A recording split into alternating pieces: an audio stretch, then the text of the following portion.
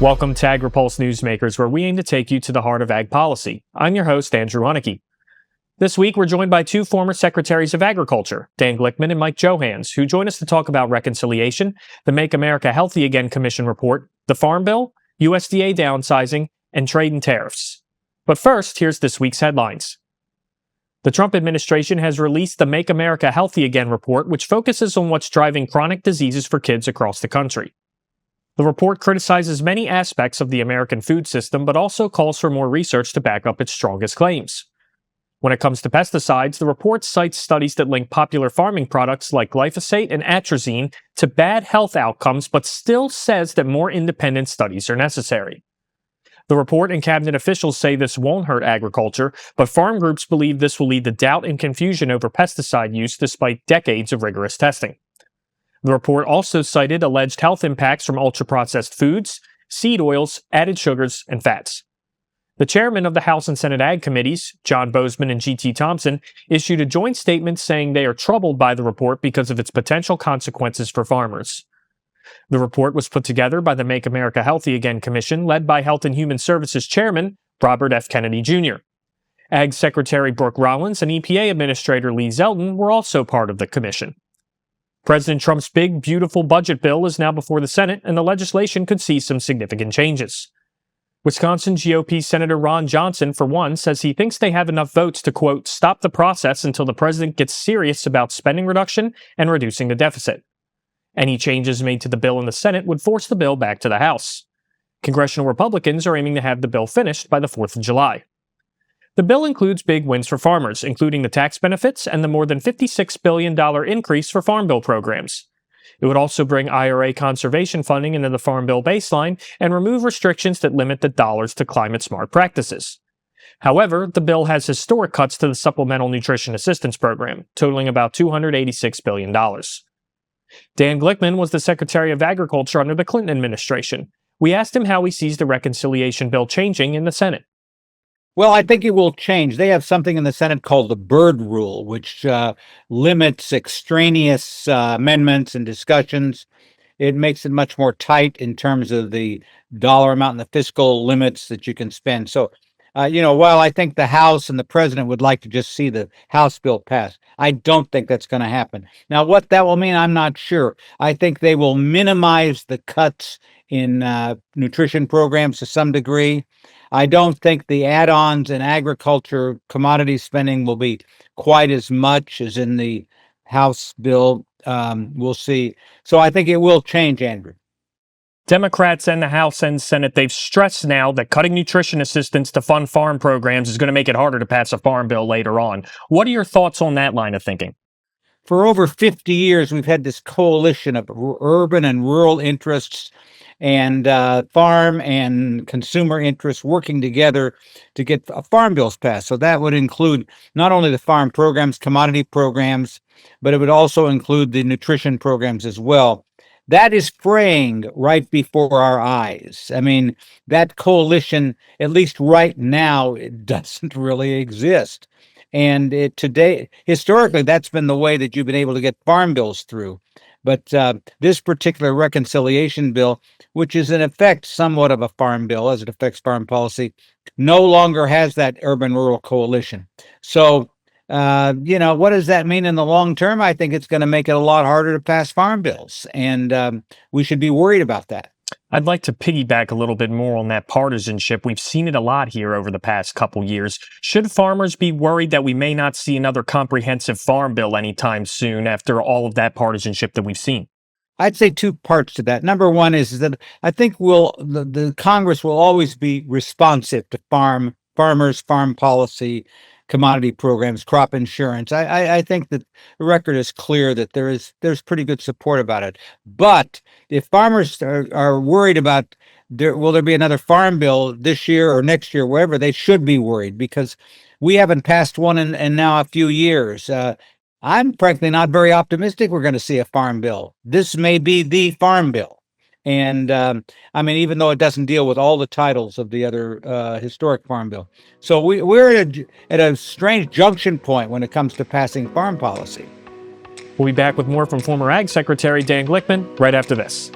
These are the farmers and ranchers who help build the America we depend on, and Farm Credit is here for them, supporting rural communities and agriculture with reliable, consistent credit and financial services.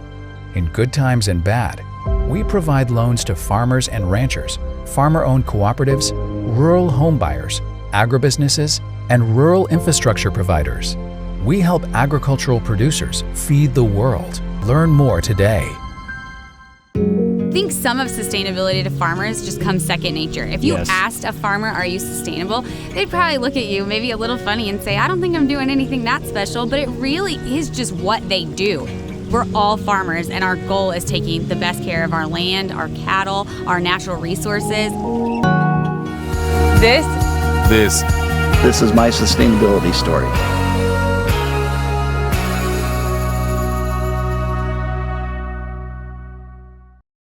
Welcome back. The U.S. Court for International Trade ruled President Trump overstepped his authority in using the Emergency Economic Powers Act to impose tariffs on all countries. We asked Dan Glickman about his thoughts on the ruling. Well, first of all, I thought the tariffs were terrible. I thought they hurt agriculture very dramatically. I mean, we have to export roughly 30, 35, 40% of our products because we don't consume any more than about 60% of aggregate farm products in our country. So if we don't export, we're in deep trouble. And so I think the tariffs that were announced were not well thought out, that hit agriculture particularly hard.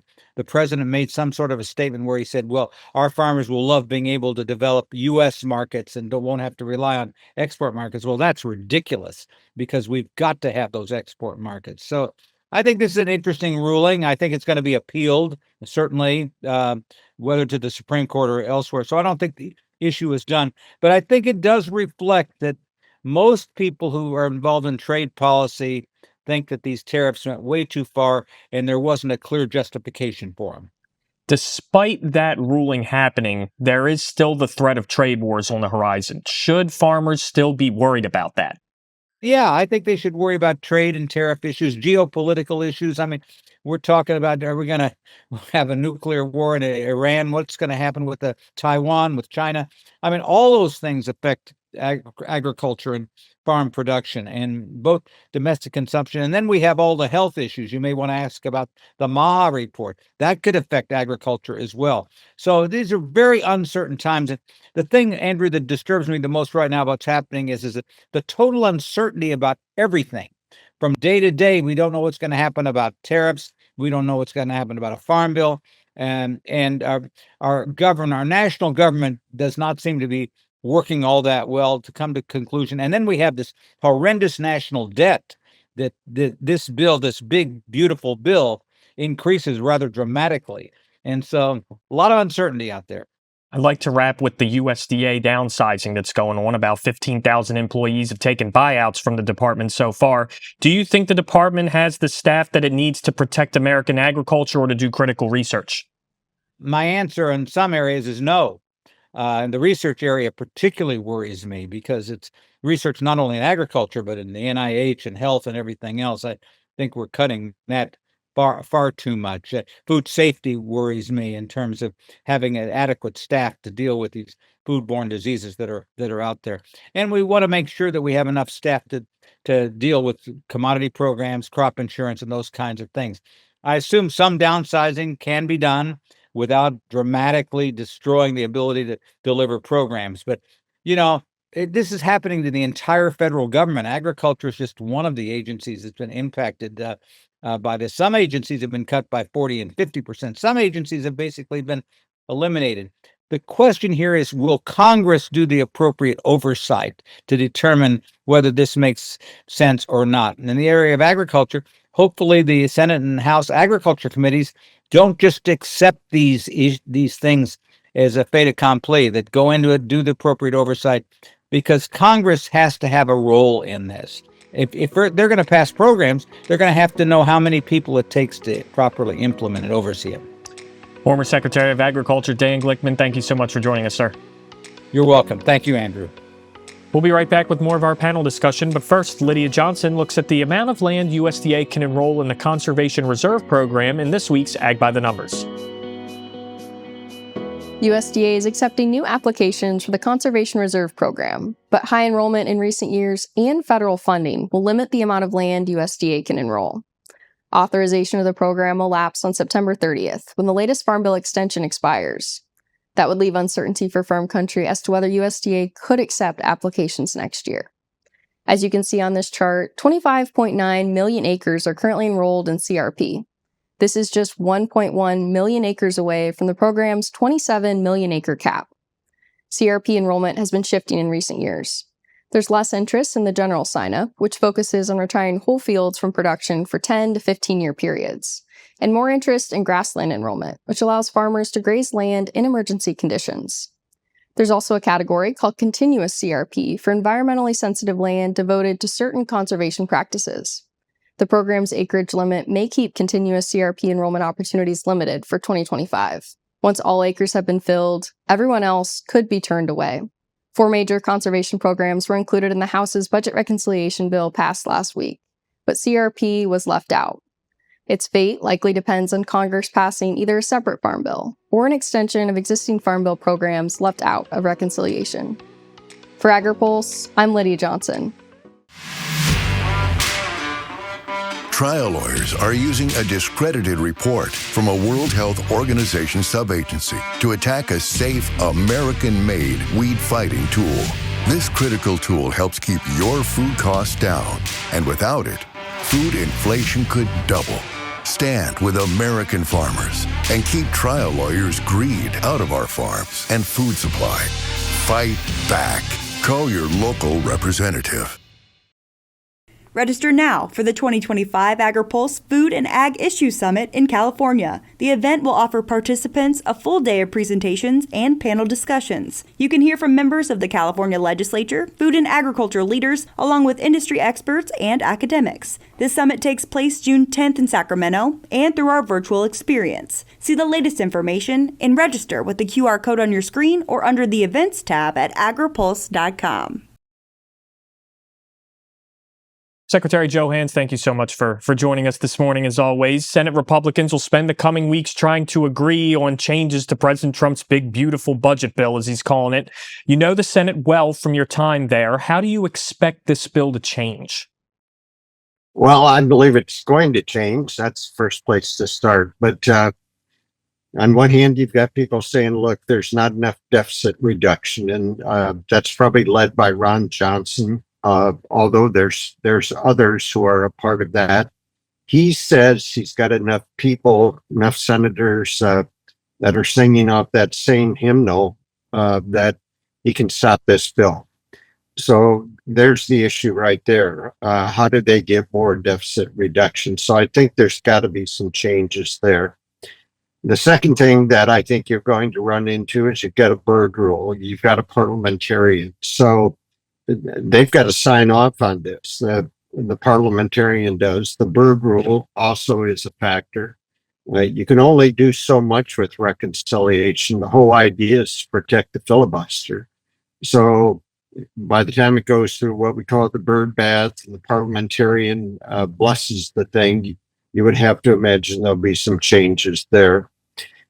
Then there's just always the things that come up with senators. You know, I want a little of this, I want a little of that. So I have to imagine that by the time it's all said and done, it's going to go back to the House and they're going to have to address some Senate changes.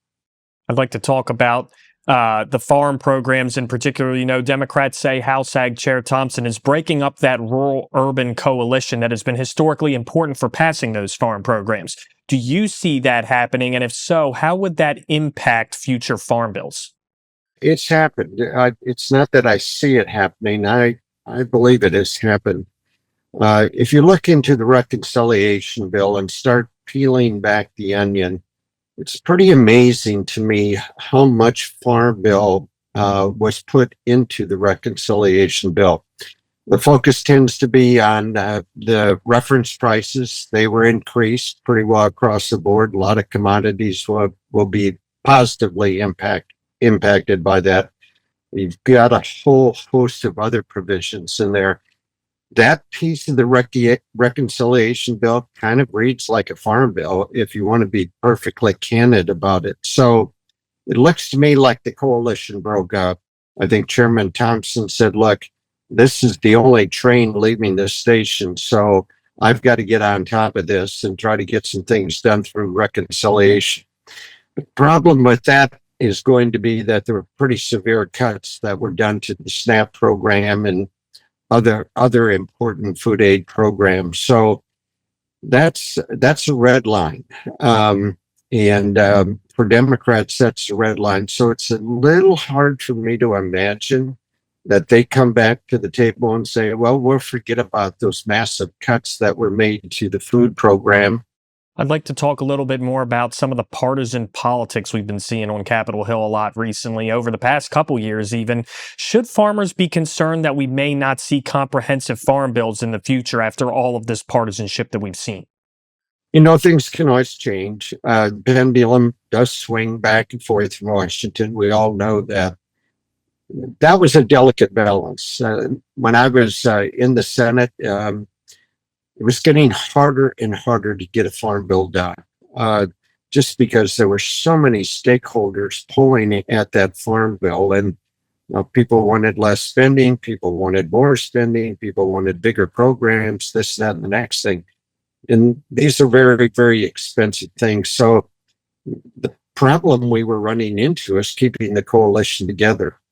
Now, as I said, the coalition's been frayed. So as I look to the future, I must admit, I'm a bit pessimistic that you put that back together. Now, again, I'll emphasize that the pendulum does swing. What looks pretty bleak today can change tomorrow.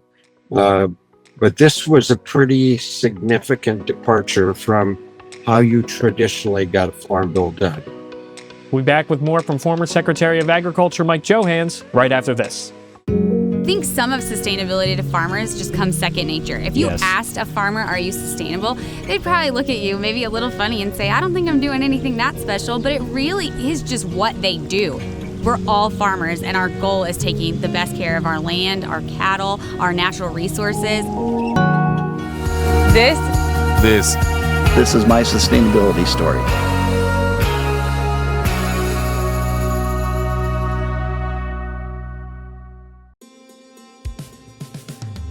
It's not as simple just to wake up one day and go, I want to be a conservation farmer. You're changing how your farming practice is done. You're changing your operation. Farm Credit supported John and Kelly Watley as they shifted to more sustainable farming, improving the environment where they farm and live. Learn more at farmcredit.com/climate. Welcome back. The U.S. Court for International Trade ruled President Trump overstepped his authority in using the Emergency Economic Powers Act to impose tariffs on all countries. We asked Mike Johanns about his thoughts on the ruling. Well, I kind of there also kind of peeled back the onion, and it was a unanimous ruling that caught my attention immediately. It was done by 3 judges who come from very, very different backgrounds. You can't say that the liberals controlled that ruling or the progressives. You can't say that conservatives controlled that ruling. It was 3 judges with pretty varied backgrounds. So that caught my attention. The other thing I would say is that it was very broad. They said basically to the president, you've tried to take this law and extend it well beyond what Congress intended. So now I would say this, that's going to be appealed. It's in the process of being appealed literally as we speak. So we haven't seen the last of this, and this is one of those issues that I would fully expect it would go to the U.S. Supreme Court, and we'll see how those 9 judges decide this. But it was pretty shocking. And like I said, it caught my attention that 3 judges of different backgrounds agreed unanimously on the opinion. And President Trump has been busy, at least working really hard before that ruling, to get new trade deals done. What's your thoughts just so far on the president's trade strategy? God bless him. I mean, this is overdue. I think about the issues we have always faced with the European Union. They want to sell us their wine and cheese and specialty meats, and whatever. They don't want to buy our products. And they've always got a reason. It's poultry wash, or it's hormones, or it's something. I mean, there is always a reason. It just drives me nuts. China, very good trading partner, and drifted away. It's just very, very frustrating that China, they want a one-way street. It just drives you crazy that people want access to this tremendous market in the United States. Countries want that access, but they don't want to be reciprocal about it. And so I applaud President Trump. He's trying to get a level playing field, and he's facing some real obstacles. But if he can improve trade and level the playing field and open up new markets for agriculture, it's a big deal. I'd like your thoughts, too, on the Make America Healthy Again Commission report that dropped last week as well. The chairman of the House and Senate Ag Committees say they're troubled by that report because of its potential consequences for farmers. What are your initial thoughts on the report and its impacts on American agriculture? When I read the report and read all of or a lot of the articles about the report, all I could think of is they want us to go back to the 1940s or the 1950s. How many studies have been done on various crop protection products that are out there that have come to the same conclusion, that these are safe, that they can be used. I mean, and then you read this report and they put the bullseye on pesticides and whatever else. And to me, it's extremely frustrating. It's like taking scientific development, very, very careful analysis, turning it upside down and relying on speculation and theory. And it's just, you can't feed the world the way they want to feed the world. I mean, sure, I love the farm I grew up on, 160 acres, 30 cows, some chickens and hogs and cattle. But quite honestly, you won't feed the world that way. And we have a growing population worldwide. We have to do better than what that report is asking us to do. It's just not possible to feed the world with what that report is, the direction that report is heading us in. Former Ag Secretary Mike Johanns, thank you so much for joining us, sir. Yes, you bet. We'll be right back with more Newsmakers, but first, Lydia Johnson looks at U.S. counties most reliant on farming in this week's Map It Out. Counties whose local economies are most reliant on farming are primarily located in the central United States. Based on an analysis from the USDA Economic Research Service, 453 of the 3,143 U.S. counties are classified as having a high concentration of earnings and jobs in farming. This means at least 20% of the annual average labor and proprietors' earnings come from ag production. 409 of these are in a region stretching from the Dakotas down to the Texas Panhandle, including most of the counties in both Nebraska and South Dakota.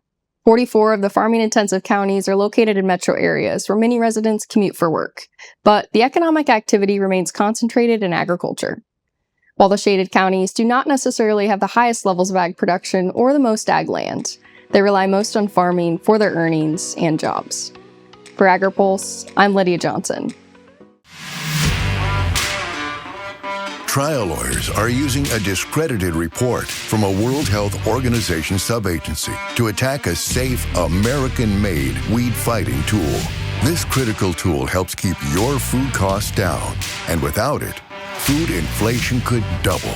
Stand with American farmers and keep trial lawyers' greed out of our farms and food supply.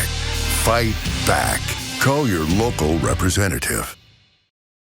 Register now for the 2025 Agri-Pulse Food and Ag Issue Summit in California. The event will offer participants a full day of presentations and panel discussions. You can hear from members of the California Legislature, food and agriculture leaders, along with industry experts and academics. This summit takes place June 10th in Sacramento and through our virtual experience. See the latest information and register with the QR code on your screen or under the Events tab at agripulse.com.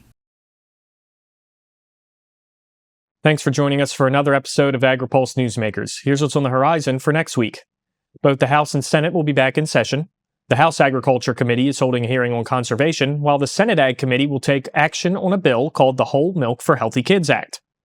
Also, sign-up is open for the Agri-Pulse Food and Ag Issues Summit in Sacramento, California on June 10th. You can gain insights on water issues, the ag economy, and perspectives from the California Capitol from industry leaders and lawmakers.